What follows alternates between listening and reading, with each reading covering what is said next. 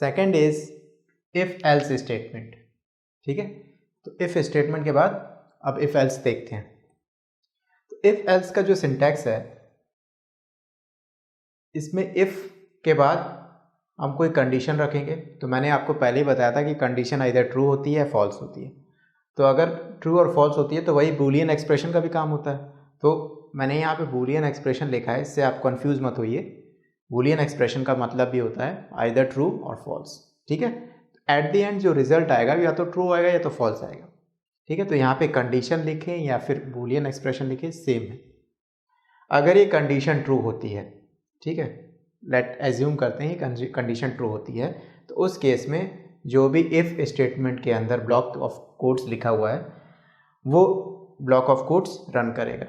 Statements will execute if the boolean expression is true. अगर ये condition false होती है तो उस केस में हम क्या करेंगे, एल्स वाला पार्ट रन कराएंगे। ठीक है, तो एल्स के बाद जो भी ब्रैकेट में यहाँ पे लिखा है वो जो है एग्जीक्यूट होगा।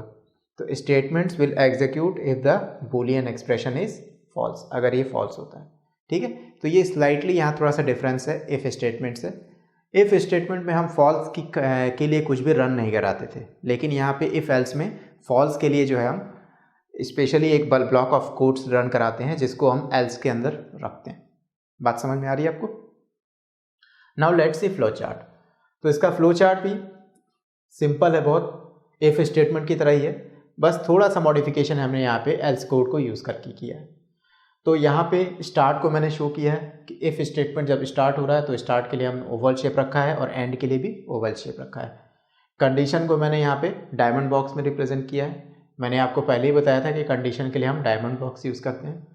अगर ये कंडीशन मीन्स ये बूलियन एक्सप्रेशन जो है अगर ये ट्रू होता है तो उस केस के में जो भी उसके अंदर ब्लॉक ऑफ स्टेटमेंट होगा या जो कोड होगा उसको हम रन कराएंगे। ठीक है, ये किसके अंदर प्रेजेंट होगा, इफ स्टेटमेंट के ब्रैकेट के अंदर। और अगर ये कंडीशन फॉल्स होता है तो उस केस में एल्स वाला कोड जो है वो रन होगा। एल्स वाला कोड कौन सा, ये। ठीक है, तो ये रन होगा। ठीक है, और फिर हम क्या करेंगे, if statement if else statement से बाहर आ जाएंगे, एंड कर जाएंगे। ठीक है, तो आई थिंक थोड़ा बहुत तो समझ में आ ही गया होगा। अब एक प्रोग्राम कर लेते हैं, प्रोग्राम से क्लियरली हमें समझ में आ जाएगा कि कैसे इफ एल्स जो है वो सी लैंग्वेज में वर्क करता है। सो प्रोग्राम मैं यहाँ पे ले रहा हूँ। फर्स्ट लाइन हेडर फाइल को इंक्लूड कराते हैं, हैश इंक्लूड stdio.h। ठीक है, अब तक मैं जितने भी प्रोग्राम्स कर रहा हूँ उसमें सिर्फ standard input output header file include करा रहा हूँ। तो आपको ये लगता होगा कि सिर्फ यही एक फाइल है, ऐसा नहीं है, बहुत सारी जो है हेडर फाइल्स होती हैं। बट हमारी रिक्वायरमेंट्स अभी तक प्रोग्राम में सिर्फ standard input output header file की है। ठीक है, मैथ हेडर फाइल भी होती है।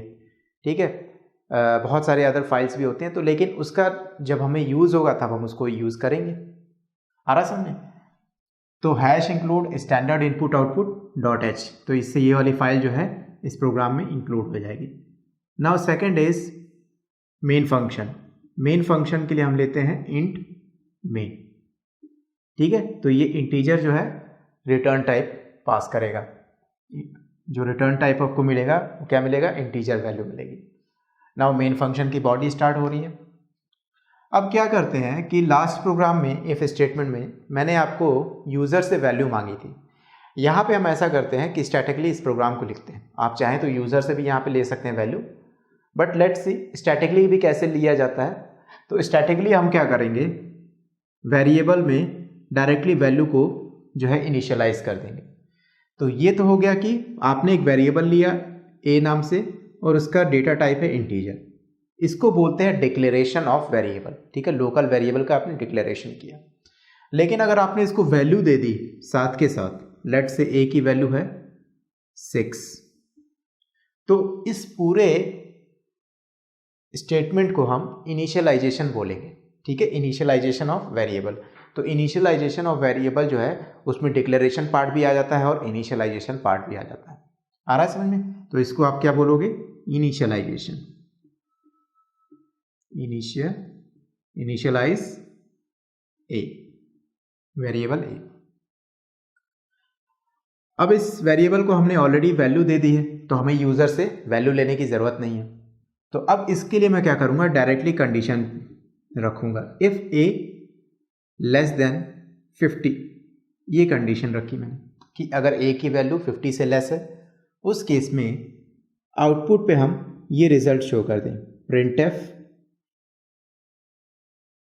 न्यू लाइन में a इज लेस देन 50।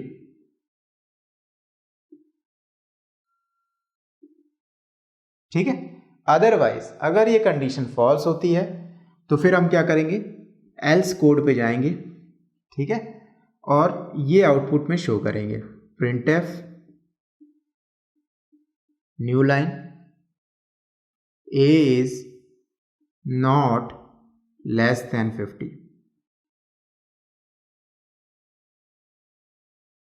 ठीक है, ये हमारी हो गई इफ एल्स स्टेटमेंट। अब इसके बाद हमें क्या करना है, रिटर्न करना है। क्यों? क्योंकि हमने यहाँ पे फंक्शन का रिटर्न टाइप क्या लिया है, इंटीजर। तो फंक्शन जो भी रिटर्न करेगा उसके लिए हमें यहाँ पे रिटर्न 0 लिखना पड़ेगा फॉर सक्सेस।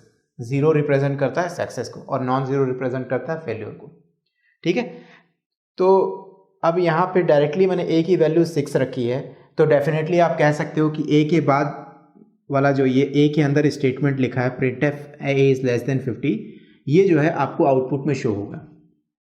ठीक है, अगर यहाँ a की वैल्यू 50 से ज़्यादा होती तो उस केस में एल्स के बाद वाला स्टेटमेंट एग्जीक्यूट होता। ठीक है, तो इससे क्लियरली हमें पता चल रहा है कि इफ एल्स स्टेटमेंट जो है कैसे सी लैंग्वेज में यूज़ किया जाता है। ठीक है, ये एक बहुत सिंपल प्रोग्राम मैंने लिखा है और मैं जो भी आपको टॉपिक फ्लो कंट्रोल में या जो भी कॉन्सेप्ट्स पढ़ा रहा हूँ उसमें प्रोग्राम हमेशा सिंपल रखने की कोशिश कर रहा हूँ ताकि आपको जो है ईजिली समझ में आ जाए कॉन्सेप्ट। लेकिन जब हम प्रोग्राम्स करेंगे तो प्रोग्राम्स जो है हम हार्ड भी करेंगे, मॉडरेट प्रोग्राम भी करेंगे। ठीक है, जितना ज़्यादा आप प्रोग्राम की प्रैक्टिस करेंगे किसी भी लैंग्वेज में, उतना ज़्यादा आपका जो है उस पर्टिकुलर लैंग्वेज पे कमांड होगा। ठीक है, किसी भी प्रोग्रामिंग लैंग्वेज को स्टडी करने का सबसे सिंपल तरीका है आप उस पर प्रोग्राम स्टार्ट कर दीजिए, प्रोग्राम लिखना स्टार्ट कर दीजिए, उसको एग्जीक्यूट कराना स्टार्ट कर दीजिए, तो आपको जो है वो प्रोग्राम बहुत जल्दी आ जाएगा।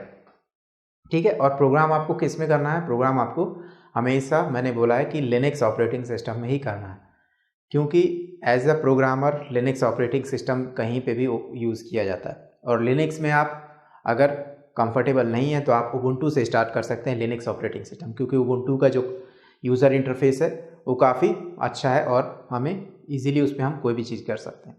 ओके, अब इफ एल्स के बाद जो है नेक्स्ट स्टेटमेंट देखते हैं।